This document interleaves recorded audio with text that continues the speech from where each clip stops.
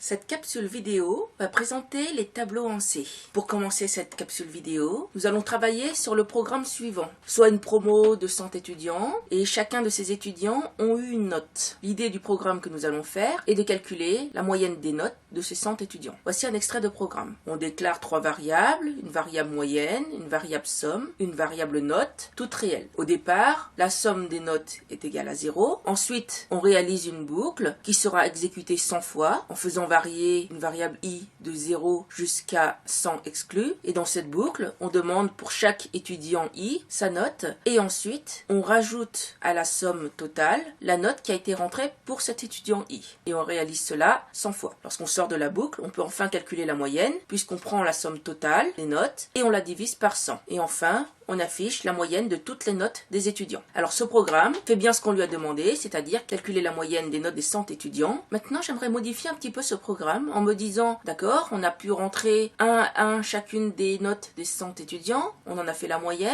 mais comme vous pouvez le constater, je ne conserve pas la note de chacun des étudiants pour pouvoir, par exemple, afficher la liste des notes, ou alors, par exemple, si j'aimerais savoir précisément quelle est la note obtenue par l'étudiant numéro 47, par exemple. En effet, vous voyez dans le programme que la note saisie par l'étudiant est ensuite réécrasée lors de l'itération suivante de la boucle par la note de l'étudiant suivant. Ce qu'on pourrait dire, c'est qu'il faudrait conserver dans une variable différente chacune des notes correspondant à un étudiant. Alors, par exemple, pour 3 étudiants, on va utiliser 3 variables, etu0, etu1, etu2. On va continuer à travailler avec ces variables moyennes et la variable somme, avec somme étant initialisée à 0. On demande la note de l'étudiant 0, la note qui sera saisie sera mise dans la variable etu0 et la note sera ajoutée à la somme totale. On demande ensuite la note de l'étudiant 1, la note saisie sera mise dans la variable etu1 et également ajoutée à la somme totale. On demande ensuite la note à l'étudiant 2, la note saisie sera également affectée à la variable etu2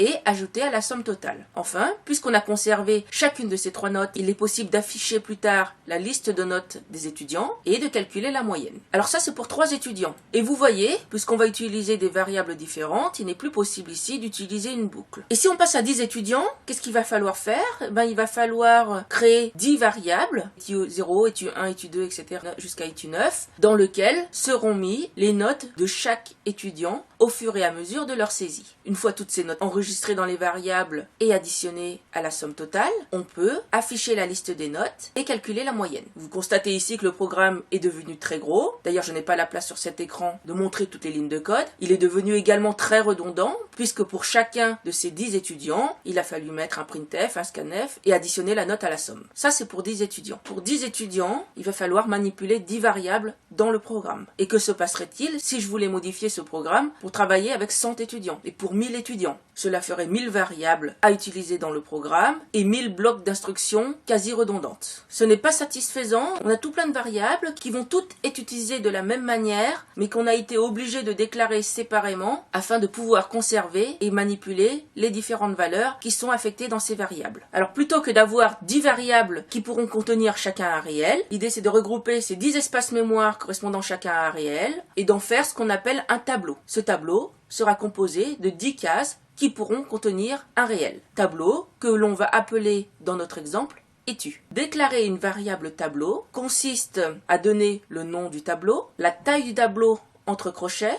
Par exemple, ici, je vais créer un tableau qui s'appelle etu de taille 10, c'est-à-dire qu'il va contenir 10 cases, numérotées de 0 jusqu'à 9. Faites bien attention, lorsqu'on numérote en C, on compte à partir de 0. Pour un tableau de taille tableau, les cases seront numérotées de 0 à taille tableau -1. Et on précède ce nom du tableau par le type de valeurs qui seront mis dans les cases du tableau. Comme pour toute déclaration en C, tant que ce n'est pas initialisé, les valeurs contenues dans les cases du tableau sont indéterminées. Donc une fois qu'on a déclaré ce tableau, il faut ensuite pouvoir stocker des valeurs. Pour remplir ce tableau, c'est-à-dire pour pouvoir mettre des valeurs dans les cases, il suffit simplement de préciser à quelle case de quel tableau je veux mettre la valeur de la manière suivante. Je écris le nom du tableau, entre crochets le numéro de la case dans lequel je veux mettre ma nouvelle valeur, et ensuite le symbole d'affectation égal et la valeur que je veux mettre dans cette case-là. Par exemple, vous voyez que dans la case numéro 0, tableau étu, je vais mettre la valeur 12,5. Dans la case 1, je vais mettre 17. Dans la case 6, je vais mettre le résultat de 17 plus 1,5, c'est-à-dire 18,5. Dans la case 3, je vais mettre 19, puis juste après, je décide que dans la case 3, je mets la valeur 4,5. Et comme nous l'avons vu dans la capsule sur les variables, lorsqu'on affecte une valeur à un espace mémoire, on écrase la valeur qui a été précédemment écrite. Pour la case 7, je prends le contenu de la case 1, c'est-à-dire 17, je rajoute 3, ça fait 20, et c'est ce 20-là qui est bien affecté à la case numéro 7 du tableau. L'utilisation de case du tableau se fait tout naturellement en prenant le nom du tableau et en mettant entre crochets le numéro de la case que l'on veut utiliser. Par exemple, on peut vouloir afficher le contenu de la case numéro 1 du tableau, printf, %f, puisque c'est un flottant, virgule, étude crochet 1. Je peux par exemple vouloir additionner le contenu des cases 0, 1, 3 et 7 du tableau. Et ben je ferai directement ma somme est égale à étude de crochet 0 plus étude de crochet 1 plus étude de crochet 3 plus étude de crochet 7. Une chose importante à bien vérifier lorsque vous utilisez vos tableaux, c'est de ne pas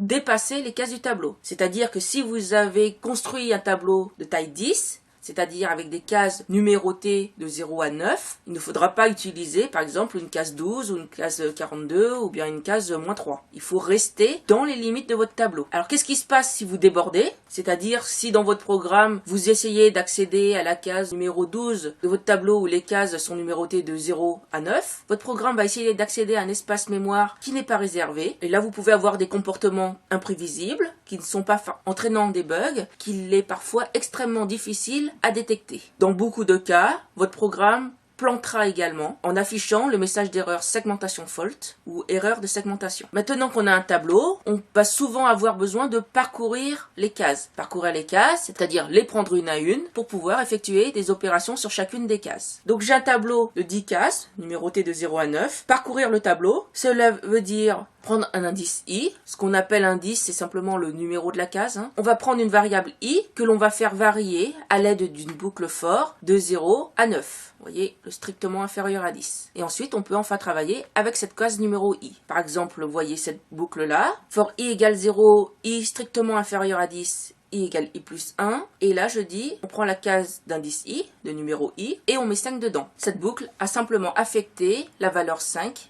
à toutes les cases du tableau. Autre exemple, je parcours toutes les cases du tableau en faisant varier l'indice i de 0 à 9. Pour chacune de ces valeurs i, je demande à l'utilisateur d'entrer un nombre pour cette case numéro i. Je prends le nombre rentré par l'utilisateur et je l'affecte à la case numéro i. Donc ce que fait cette boucle, c'est de remplir le tableau avec les valeurs qui seront saisies par l'utilisateur. Dans cet exemple-là, cette boucle parcourt encore les cases du tableau, qu'elle affiche chacune des cases du tableau à l'écran. Avec cette boucle-là, vous pouvez afficher chacune des 10 cases du tableau. Donc mon programme de tout à l'heure, qu'est-ce qu'il devient? Alors cette fois-ci, on va utiliser un tableau, études, avec 10 cases pour mes 10 étudiants. Ensuite, pour i variant de 0 à 9, on demande la note de l'étudiant numéro i, on la stocke dans la case numéro i du tableau, on en profite pour rajouter cette note à la somme totale. Une fois qu'on a fait cette boucle, le tableau est rempli avec toutes les notes des étudiants. Si ensuite on souhaite afficher la liste de toutes les notes qui ont été rentrées, on refait une boucle qui parcourt ce tableau, qui affiche pour chaque valeur de i la case du tableau correspondant, c'est-à-dire la note de l'étudiant numéro i. On peut enfin calculer la moyenne en prenant la somme et en la divisant par 10. Si on voulait étendre ce programme à 100 étudiants, à 1000 étudiants, qu'est-ce qu'il y aurait à faire? Il y aurait simplement à modifier cette variable étu en déclarant le tableau non pas à 10 mais à 1000 cases et en modifiant les boucles pour que les boucles varient non pas de 0 à 10 mais de 0 à 1000. Et évidemment lors du calcul de la moyenne en divisant par 1000 plutôt que par 10. Récapitulatif de cette capsule vidéo sur les tableaux. Pour déclarer un tableau de n cases numéroté donc de 0 à n-1, on va utiliser l'instruction, le type de la case, peut être un entier, un flottant, un caractère etc. Ensuite, le nom du tableau et entre crochets, la taille du tableau. On n'oublie évidemment pas le point-virgule qui termine toute instruction en C. Pour affecter une case d'un tableau, c'est-à-dire pour mettre une valeur dans une certaine case, le numéro donné du tableau. On écrira le nom du tableau, entre crochets, le numéro de la case dans lequel on veut affecter la valeur, égale la valeur, point-virgule. Pour utiliser une case du tableau, dans l'instruction qui utilisera la valeur de cette case du tableau, pour pouvoir désigner cette valeur, on utilisera le nom du tableau et entre crochets, le numéro de la case. On prendra garde à faire attention à ne pas sortir du tableau. Et pour parcourir les cases du tableau, on utilisera usuellement une boucle for variant de 0 jusqu'à une taille du tableau -1 et dans lequel on mettra des instructions utilisant la case désignée par nom de tableau, crochet I. Faites attention lorsque vous écrivez cette boucle for à ne pas sortir du tableau. Ainsi, si jamais vous faites un for I égale 0 à I inférieur ou égal à la taille du tableau, par exemple, c'est-à-dire que pour un tableau de taille 10, c'est-à-dire avec des cases numérotées de 0 à 9, si jamais vous mettez I inférieur ou égal à 10, votre programme accédera à un moment à la case numéro 10 qui n'a pas été allouée. Et là, vous risquez des plantages.